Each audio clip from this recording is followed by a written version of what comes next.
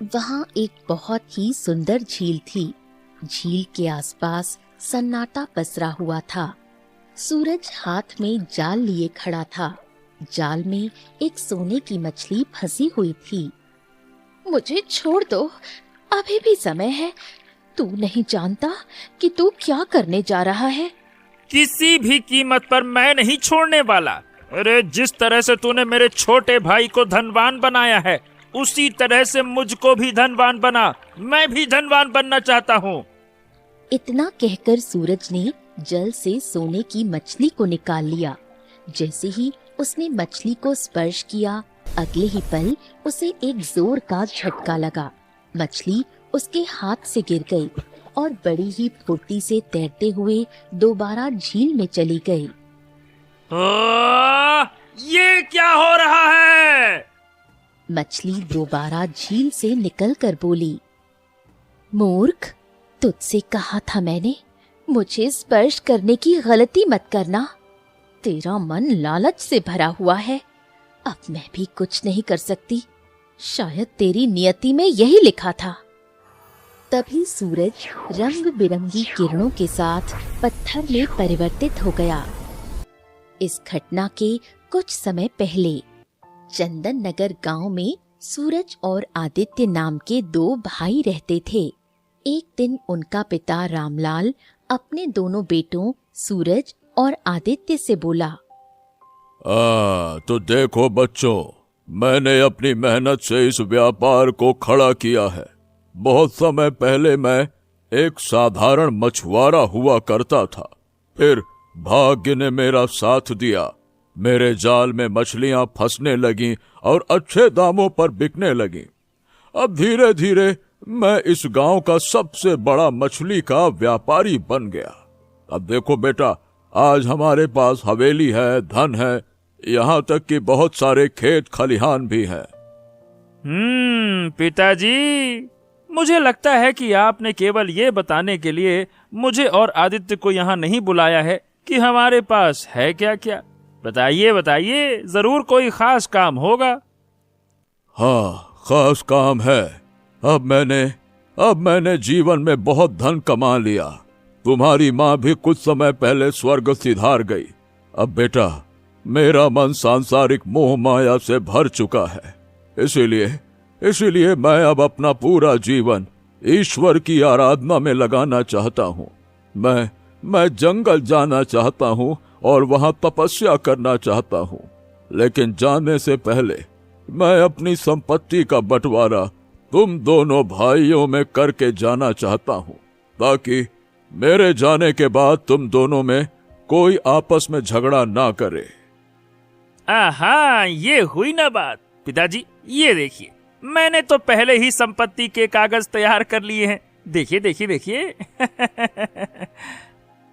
सूरज ने कागज निकालकर पिता को दे दिए। पिताजी, आप इसको पढ़ लीजिए।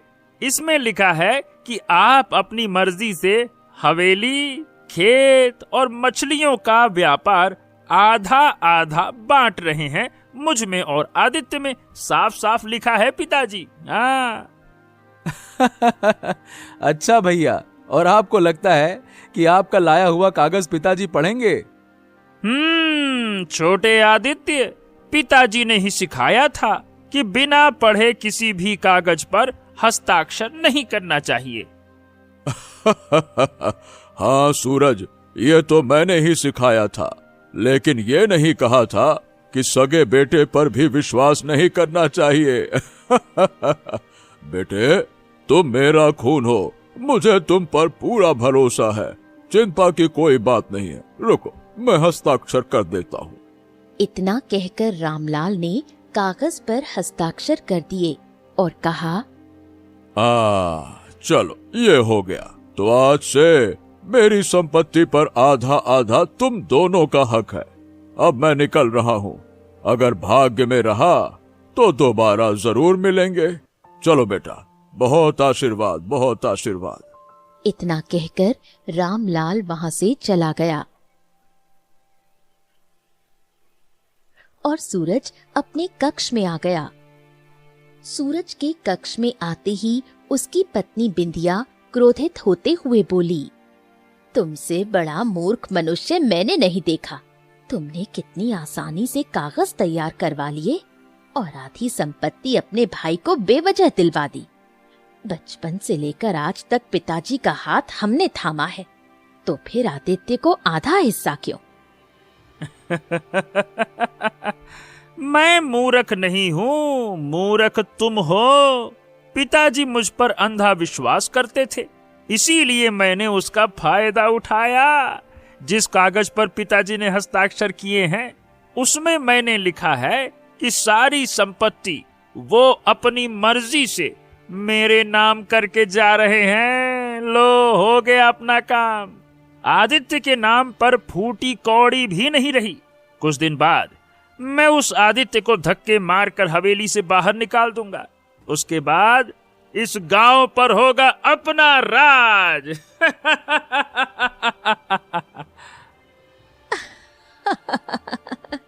मैं तो हमेशा से कहती थी कि तुम्हारी बुद्धि लोमड़ी की तरह काम करती है। ये सुनकर सूरज मुस्कुराता हुआ वहां से चला गया। कुछ दिन ऐसे ही बीत गए। एक दिन आदित्य अपने घर पर आया ही था कि तभी उसका बड़ा भाई सूरज अपनी पत्नी बिंदिया के साथ वहां पहुंचा। तो देखो भाई आदित्य, कान खोल कर सुन लो। बात ये है कि अब तुम इस घर में नहीं रह सकते। क्या? नहीं रह सकता से आपका क्या मतलब है? क्योंकि पिताजी ने जाने से पहले सारी संपत्ति मेरे नाम कर दी। हवेली, मछलियों का व्यापार और यहाँ तक कि खेत खलिहान भी। क्या?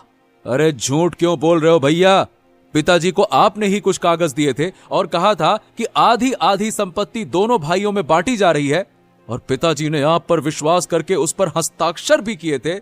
मुझे भी आप पर विश्वास था। हम में से किसी ने भी कागज नहीं देखे थे, पढ़े नहीं थे, तो आपने ये किया।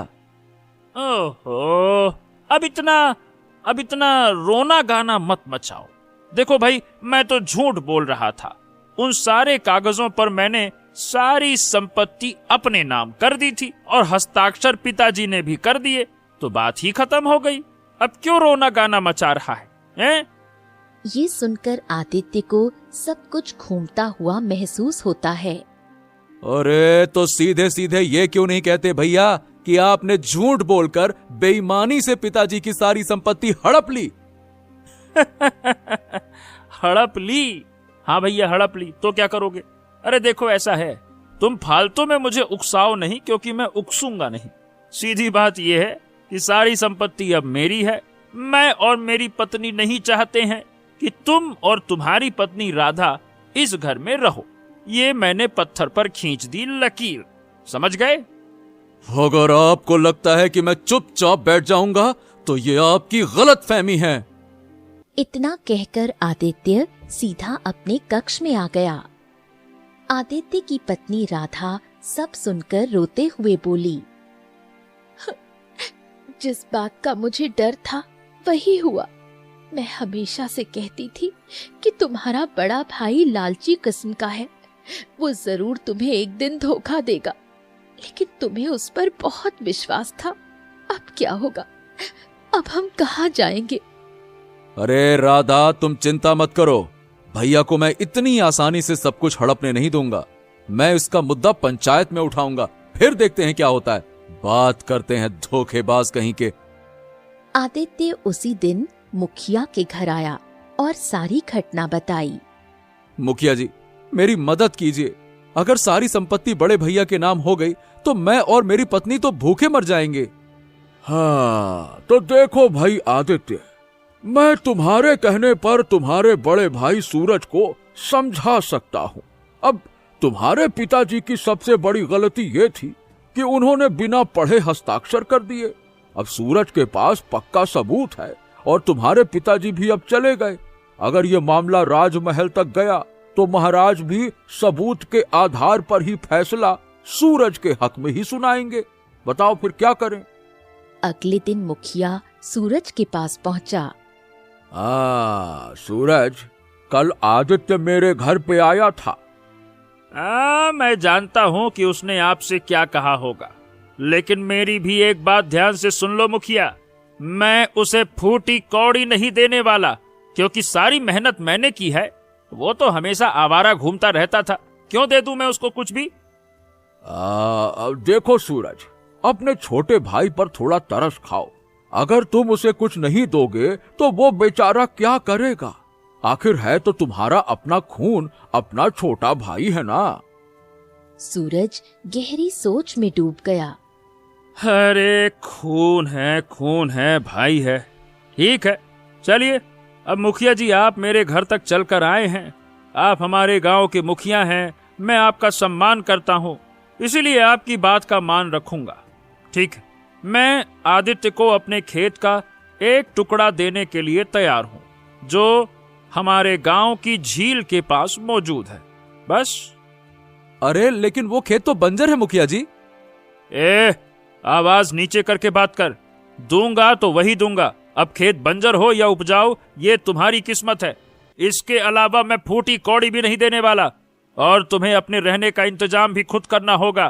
तुम्हें अभी और इसी समय अपनी पत्नी राधा को लेकर यहाँ से जाना होगा, यही मेरा फैसला है। मुखिया ने बहुत समझाने का प्रयास किया, लेकिन सूरज टस से मस नहीं हुआ। थक हार कर आदित्य आंसू भरी आंखों से अपनी पत्नी राधा को लेकर बाहर आ गया। देखो, अब तुम चिंता मत करो आदित्य। तुम्हारे भाई ने वैसे तो तुम्हारे साथ बहुत बुरा किया, उसका न्याय भगवान पर छोड़ दो और हिम्मत मत हारो। देखो, मुझे पता है कि तुम्हारे पास रहने का ठिकाना नहीं है, इसीलिए मैं और गांव वाले साथ में मिलकर तुम्हारी उस बंजर जमीन पर झोपड़ी बनवा देंगे। ठीक है, चलो आ जाओ। मुखिया ने गांव वालों को एकत्रित किया। सबने मिलकर आदित्य की बंजर जमीन पर एक झोपड़ी बना दी। आदित्य अपनी पत्नी राधा के साथ उस झोपड़ी में आ गया। राधा रोने लगी। तभी मुखिया वहां पहुंचा। हाँ, अब झोपड़ी तो तैयार हो गई। देखो आदित्य, हिम्मत मत हारो। मैंने तुम्हारे पिता का वो दौर भी देखा है जब वो साधारण मछुआरे हुआ करते थे। तुम्हें भी शुरुआत वहीं से करनी होगी। इस तरह हिम्मत हार जाने से कुछ नहीं होगा। भले ही तुम्हारे बड़े भाई सूरज ने तुम्हारी सारी संपत्ति हड़प ली है, लेकिन तुम्हारे भाग्य का लिखा हुआ वो कुछ भी छीन कर नहीं ले जा सकता। समझ गए? किस्मत पर भरोसा रखो, हिम्मत रखो। इतना कहकर मुखिया वहां से चला गया। मुखिया की बातें आदित्य के लिए हिम्मत बन गईं। राधा, मुखिया जी वाकई सही कह रहे हैं। पिताजी ने हमेशा यही सिखाया था कि मेहनत करने से ही मनुष्य का भाग्य बदलता है। पिताजी ने भी अपना भाग्य बदला, अब मैं भी पिताजी की तरह मेहनत करके अपना भाग्य बदलूंगा। अगले दिन आदित्य अपना जाल लेकर झील के किनारे पहुंचा और भगवान का नाम लेकर उसने जाल झील में डाल दिया। कुछ देर बाद उसका जाल भारी हो गया। आदित्य ने जाल बाहर निकाल लिया। उसमें एक सोने की मछली फंसी थी। हे भगवान, ये तो सोने की मछली है। मुझे छोड़ दो, मैं तुम्हें इसके बदले कुछ ऐसा दूंगी जिससे तुम्हारा भाग्य बदल सकता है। अरे, तुम तो कोई मायावी सोने की मछली लगती हो, वरना मछलियां मनुष्य की आवाज में बात नहीं करती। अच्छा ठीक है, डरो मत। देखो, मुझे तुमसे कुछ नहीं चाहिए, मैं तुम्हें ऐसे ही छोड़ता हूं। रुक जाओ। इतना कहकर आदित्य ने मछली को जाल से निकालकर झील में छोड़ दिया। तुमने मुझे स्पर्श करके दोबारा झील में आजाद कर दिया। इसका मतलब तुम बहुत भले मानव हो। मैं तुम्हें जरूर कुछ दूंगी। मछली की आंखों से रंग बिरंगी किरणें निकली और देखते ही देखते आदित्य के सामने कुछ बीज प्रकट हो गए। ये क्या है? ये साधारण बीज नहीं है। इन्हें तुम बंजर जमीन में भी बोओगे तो वहां सोने की फसल होगी। तुम्हारा जीवन बदल जाएगा। क्या तुम सच कह रही हो? अगर ऐसा हुआ तो फिर तो मैं बहुत धनवान बन जाऊंगा और लोगों की भलाई कर सकूंगा। हाँ, इन्हें अपने पास रख लो। आदित्य ने बीज ले लिए और घर चला आया। आदित्य ने सारी घटना राधा को बताई। अगले दिन आदित्य बीज लेकर बंजर खेत में गया। उसने मेहनत करके पूरा दिन उन बीजों को बोया और रात को राधा के साथ झोपड़ी में सो गया। सुबह आदित्य ने राधा से कहा, हाँ चलो राधा, आओ खेत का एक चक्कर लगा के आते हैं। आओ आओ।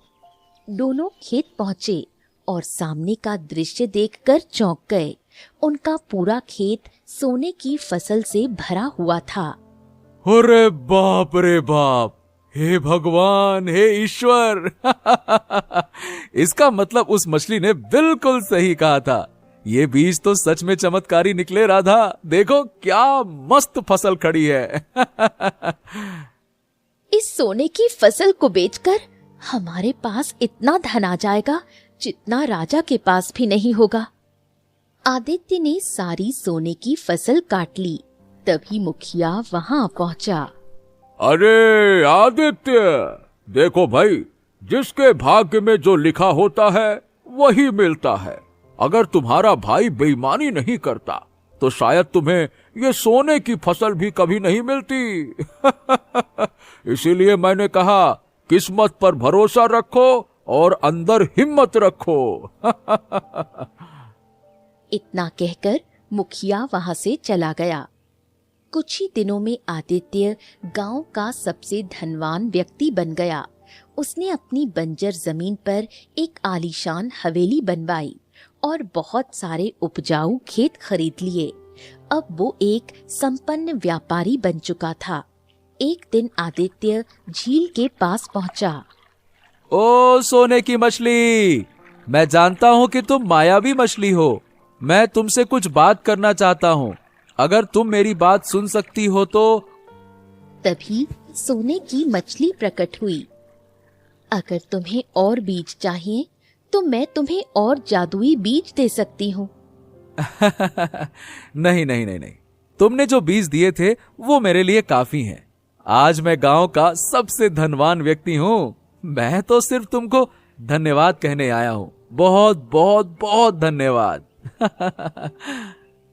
सोने की मछली खुश हो गई और दोबारा झील के अंदर चली गई। उधर दूसरी ओर आदित्य की सफलता से सूरज असहज और क्रोधित था। वो अपनी पत्नी बिंदिया से बहुत निराश और क्रोधित होकर बोला,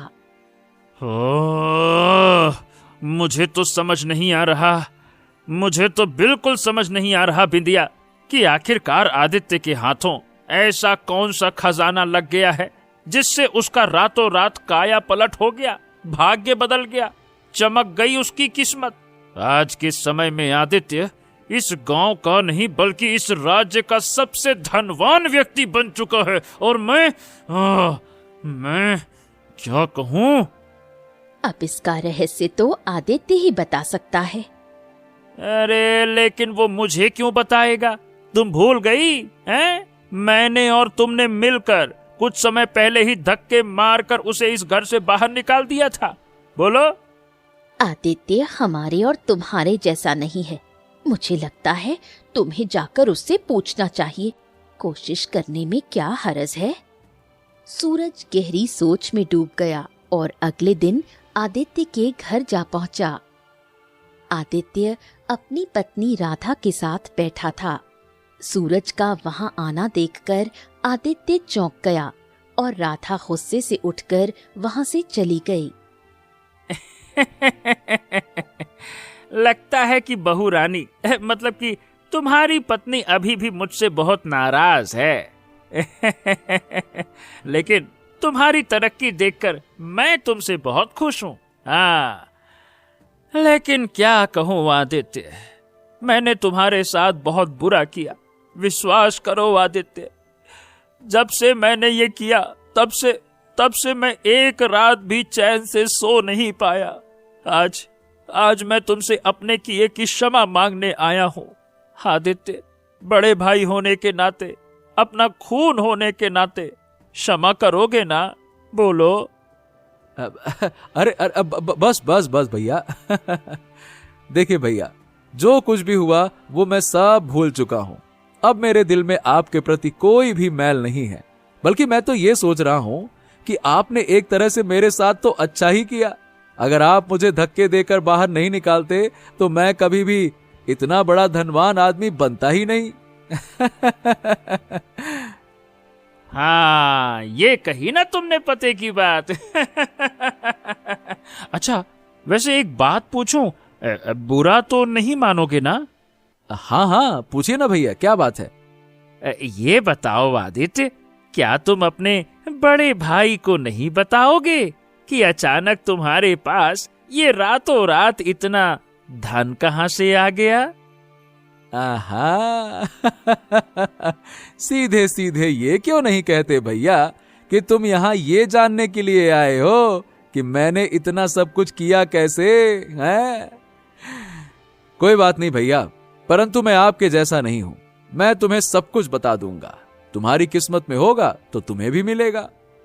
इतना कहकर आदित्य ने सारी घटना अपने भाई सूरज को सुना दी। सूरज ये सुनकर चौंक गया। सूरज कुछ देर बाद वहां से चला गया। तभी राधा वापस आई और आदित्य की ओर देखकर बोली, ये आपने क्या किया? आखिर आपको जादुई सोने की मछली का रहस्य बताने की क्या आवश्यकता थी? राधा, मुझे मुखिया जी की बात अभी भी याद है। इस संसार में कोई भी मनुष्य किसी का भाग्य नहीं छीन सकता। अगर भैया के भाग्य में उस जादुई मछली का मिलना लिखा होगा तो वो उन्हें मिलेगी, और अगर नहीं लिखा होगा तो चाहे तो भैया सारा जीवन झील के किनारे बैठे रहेंगे ना, तो भी जादुई मछली के दर्शन भी नहीं होंगे। सूरज ने घर पहुंचकर सारी घटना अपनी पत्नी बिंदिया को सुनाई। तुम्हारा भाई कितना बड़ा मूर्ख है, उसने सारा रहस्य तुम्हें बता दिया। अब खड़े खड़े क्या देख रहे हो? जाओ, झील के किनारे जाओ और उस मछली को कैसे भी करके पकड़ कर लाओ। उसे हमारे तालाब में होना चाहिए, झील में नहीं, ताकि हम रोज जादुई बीज मांगे और संसार के सबसे धनवान मनुष्यों में शामिल हो जाएं। हाँ, तुमने तो मेरे मुंह की बात छीन ली। बिंदिया की बात सुनकर सूरज की आंखों में लालच चमक उठा और उसने अगले दिन ही योजना बना ली।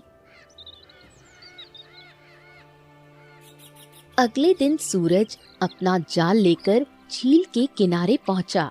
उसने जाल डाला और कुछ देर बाद उसका जाल भारी हो गया। जैसे ही उसने जाल खींचा, उसमें एक सोने की मछली फंसी हुई दिखी। मूर्ख, तेरी तो शक्ल से ही लालच झलक रहा है, मुझे छोड़ दे। अरे तू मुझे क्या बोलकर समझाती है? मेरे छोटे भाई आदित्य को तूने जादुई बीज दिए और मुझे सीधे तौर पर कह रही है कि मुझे छोड़ दो। वाह वाह वाह वाह, मैं तुझे छोड़ूंगा भी नहीं और तुझसे जादुई बीज निकलवा कर रहूंगा। अब से तू झील में नहीं बल्कि मेरे घर के तालाब में रहेगी। अरे चल, तू बड़ी आई छटर पटर छटपटाती है, चल। मूर्ख, ऐसी गलती मत करना। मुझे स्पर्श करने की बिल्कुल भी गलती मत करना, अन्यथा। अच्छा। अन्यथा क्या होगा? इतनी सी तू है और इतनी बड़ी बड़ी बातें करती है। इतना कहते ही सूरज ने मछली को पकड़ लिया। अरे ये मुझे क्या हो रहा है? ये क्या हो रहा है? हे भगवान, ये मूर्ख, मैंने कहा था मुझे मत छूना। तेरे छोटे भाई के मन में भलाई थी, इसलिए उसे कुछ भी नहीं हुआ। लेकिन तेरे मन में लालच भरा पड़ा है। अब तू पत्थर बन जाएगा और मैं भी तुझे ठीक नहीं कर सकती। इतना कहकर मछली झील के अंदर चली गई और सूरज उसी क्षण पत्थर में परिवर्तित हो गया। कुछ देर बाद मुखिया वहां से गुजरा। उसने झील के किनारे पत्थर बने सूरज को देखा और बुरी तरह चौंक गया। मुखिया दौड़ता हुआ आदित्य की हवेली जा पहुंचा। आदित्य, आदित्य, अरे भाई आदित्य, गजब हो गया, तुम्हारा भाई पत्थर का बन चुका है। क्या? ये क्या कह रहे हैं मुखिया जी? भैया पत्थर के बन गए? हाँ, मैं झील के नजदीक से गुजर रहा था, वहां मैंने उसे पत्थर का बना हुआ देखा। ये सुनकर आदित्य मुखिया के साथ दौड़ता हुआ झील के किनारे पहुंचा। झील के पास जादुई सुनहरी मछली प्रकट हुई और आदित्य को देखकर बोली, तुम्हारा भाई लालची था। मैंने उसे कहा था मुझे स्पर्श मत करना, पर उसने मेरी बात न मानी और छुआ, इसलिए वो पत्थर बन गया। मैं उसे ठीक नहीं कर सकती।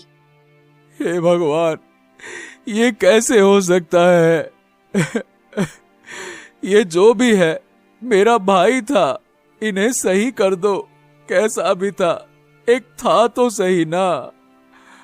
मैं चाहकर भी ठीक नहीं कर सकती, ये मेरे बस में नहीं है, क्योंकि मैं एक श्राप की वजह से मछली बनी हुई हूँ।